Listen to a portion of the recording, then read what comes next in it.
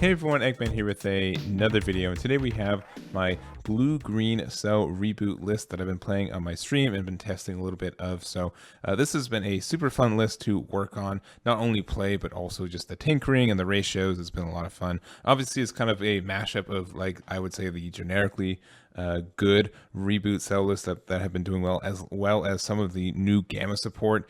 It's very generic on having Aandroids and its typing and stuff, so that's a lot of these new blue-green stuff. So I kind of made a mash of it, and it was super fun. So we're going to talk about this today.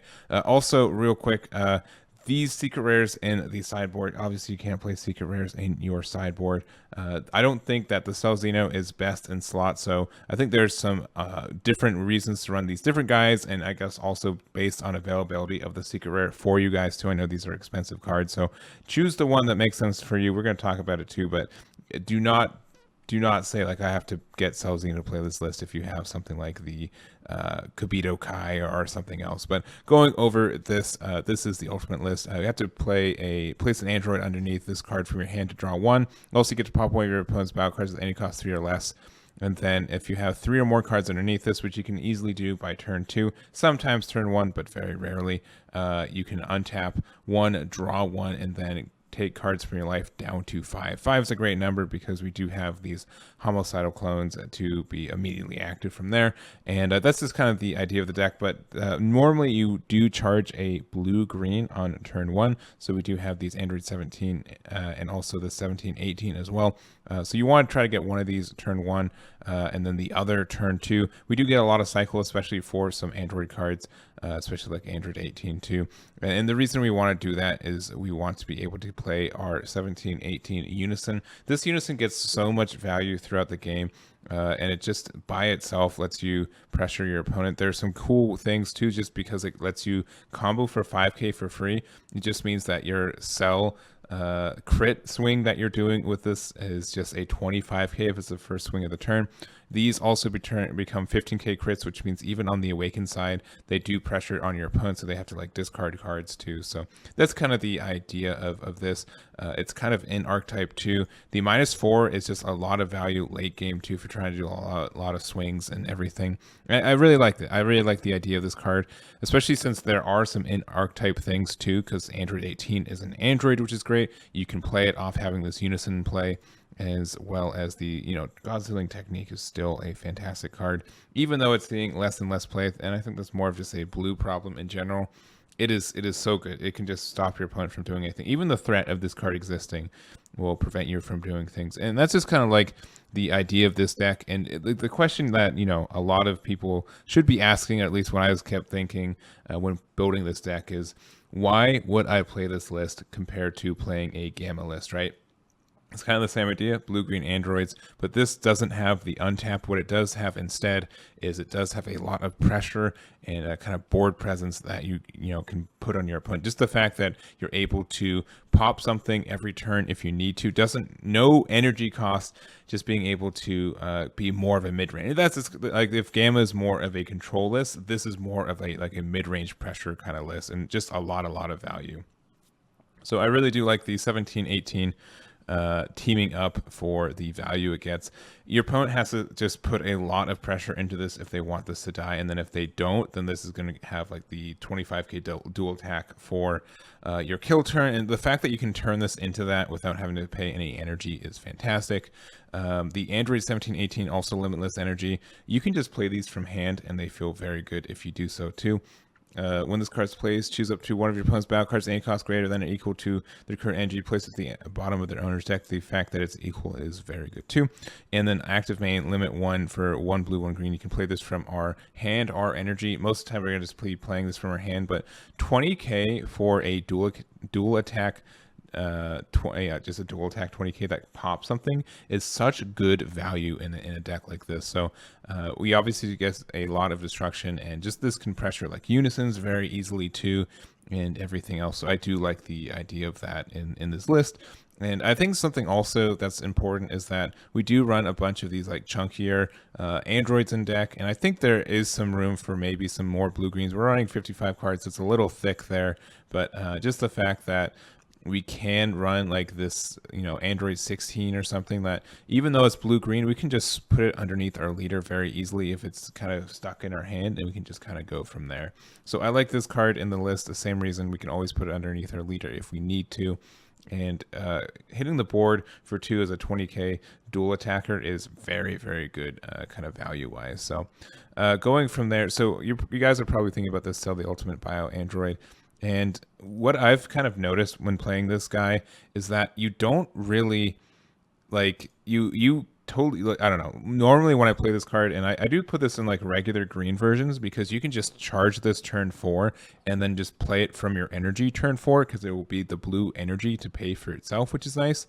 But if you are playing this Cell leader anyways, their board is going to be pretty empty or just filled with barrier dudes, right? So having this be in your hand, you can just pay it for 4. You don't even have to lose the energy, and you can get this out. And it's not like your opponent's board is going to be empty anyways. It's just going to be a deflect dual attack double striker that makes them discard cards for the first counter attack as well. So I like the idea of this. Maybe put down to 3. I think 3 might be fine, but I don't know. It's very, very, very good. And something that you kind of set up too is that you can, on the first turn that you kind of awaken with this, you do something like the best curve for this is turn 1 blue-green energy, turn 2 another blue-green energy, hopefully the 17 to get that.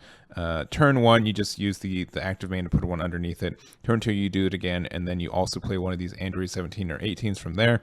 And then you put it underneath your leader, you awaken, as well as then you activate the effect again, and hopefully you put the Cell or one of these blue 5Ks, because then you can send these to your drop to activate the active main to get this critical, and then you can get the 17, 18 out on the board, and then you have a 5K blue in your drop area for free that you can just start comboing with for the rest of the game. So I think that's good. I think there's some like neat little combos there, and I do really appreciate it.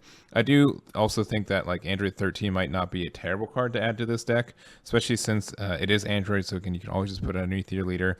And if you need to find a unison or something, you can. The only issue is that it only finds the unison in itself. So maybe there's something better for it, or maybe just add more unisons. But I do like the idea of him. Last kind of things we want to talk about. So we are running Wretched Regeneration. You do have to be careful about using this card, because if you try to ramp up to it, you don't want to be playing these guys from our energy. And sometimes it doesn't make sense for some games, but it does let you play for 4 plus 1. You do have to pay 5 for this guy. You do get to play a Cell Xeno from underneath your leader. So in case you're wondering, that's how you play this dude. You have to put him underneath your leader.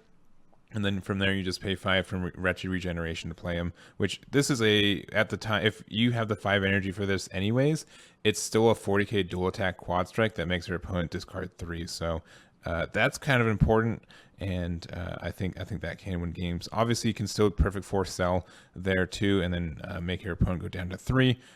Obviously, if you could do something where you can, like this is be a different deck completely, but obviously perfect force Cell into this guy can just make your opponent have 0 cards in hand, and that can be kind of nice. But anyways, the that's the idea for this, and that's why we're running this. And I think something nice about the blue-green package too is that if we can do this on turn 5, we can tap out and not be super afraid, because we do also have the Aandroidd 17, 18, which is an energy untap on our opponent's turn. We are splitting it between the Bionic Blitz and this, and I think the team of attack is probably better. We could even do like a 3-1 split, I guess, but you definitely want to see this in hand if you want to go kind of ham on turn 5, especially in like a perfect force Cell, in the idea that, you drop it down, you're able to use the effect to put our opponent down to 3, and then if they try to do anything, you can use 17, 18, plus like the first swing with the teaming up to untap, and then you'll have chances to send Supine from there and get more and more kind of setup. So I think that's a good idea. I think that's a good game plan, and it's worked out before. So also running Dirty Burst, because this card's busted in some lists, like just being able to say for 2, I'm going to cycle 1, and then the big boy you just played can't swing. Like, it gets around deflect. Like, even in like a mirror match or something, if they like play this Cell, even though it has deflect, you can say Dirty Burst, and then they can't swing with it, even though they just paid 4 for it. And then it doesn't have any protection, so you can just use your Cell active main for free to get rid of it and kind of go. you know, start your own kind of offense and stuff. So I think this card's good in any deck that can run it, and I think this one definitely can. I even might bump it up to 3. I don't know. That might be crazy. It's also counterattack worst case. I don't know. Something to consider. But in general, I think the spacing for this list is a little tight, but I think it's fine for where we're at. And yeah, I've really been enjoying it. Some other things to consider is a little bit more blue and green. I think this guy is probably the first one to add. It is a dual attack blocker revenge, and also makes your opponent discard 1 card when comboing with it. So you can make your opponent discard 2 with Bionic Blitz and with the Aandroidd 16, which is good as well, kind of pairing up with the Perfect Force Cell. If you swing with it and then you do Aandroidd 18 Bionic Blitz, you're able to make them go down to 1 and just get rid of their hand very, very easily. So that's just, you know, a little combo there. Aandroidd 16 is nice, especially since you can make this a 5k combo pretty much immediately, and it's have its effect. I don't know, the spacing's a little tight for it. I even think the Aandroidd 18 Full of Rage is good just because you can keep bouncing it back to your hand, which means that you can always have androids in hand. And towards like the end of the game, I always found like I was running out of androids to use some of these effects, especially with the activate main, or like the the swing from our cell leader, which means we want to pop this boy every turn, obviously, so because we want that cycle. So some more androids could be good. Turning the Tide can be fantastic too. It's an android, it's blue, so we can, in worst case, we can always just put underneath our leader if we want to. Aandroidd 20 Vile Curator is great for like double strike pressure. Just needs to have a green android card, so we can't put it on our cell blue card, but I don't think we'd put that on him anyways. But we can put it on like the 17, 18. It's just for the battle, though. It's not for, oh, it's for the duration of the turn. All right, maybe we put it on, maybe we put one of the 2 of those in there. You get that on the 17, 18. It has dual attack. You now have a 20. Does it give the 5k boost? It does get the 5k boost too. So now you have a 25k dual attack double striker that you paid 3 for. That's not too bad. Maybe we do that. Maybe we put that into the list. Maybe we find room for him. He's okay. Think about Vile Curator. He could do some really good end pressure. Obviously, you can put it underneath your cell too, and even just putting it on the cell and having a big 20, like paying 1 for the double strike crit on it already is great. Double strike crit is so good. All right. I think that's all I wanted to talk about mostly. Machin Buu can be like a really good backup unison, especially since we're playing with a lot of, you know, energy on tap with the Sensu Beans and with the team up attack, so that could be something good for you. If you want to just go all in on a big old swing, and it has to be on something that is not your leader, so we don't have a lot of pressure necessarily in the list, especially like if we could have like a Champa for the 17-18, that would be good, but nothing in like inherently has double strike that is cheaper, including like our big boy 9-drop cell. We'd have to pay 4 and then pay 3 for this, so I don't think Machin Buu is it, but it can be. I do like Kai. Kai is never like the worst secret rare to run in a list, and it can stop our opponents from doing stuff. And then also Wicked Saiyans. This is super good, especially, you know, if we have the energy for it. We get a big 40k out, and then either they tap out and end their turn, or they have to discard 2, and we get to get this 40k dual attack blocker out on the board. So I think that's good. If you don't have Celzino, I think this is the second best one, and there's some fun things you can kind of do with that. So that's going to be it for me. I hope you guys enjoyed this video and consider using this cell. Just, it's a good leader. It's super fun, and that's kind of all I have to say. So thank you guys so much for watching. I do appreciate it, and I'll catch you all next time.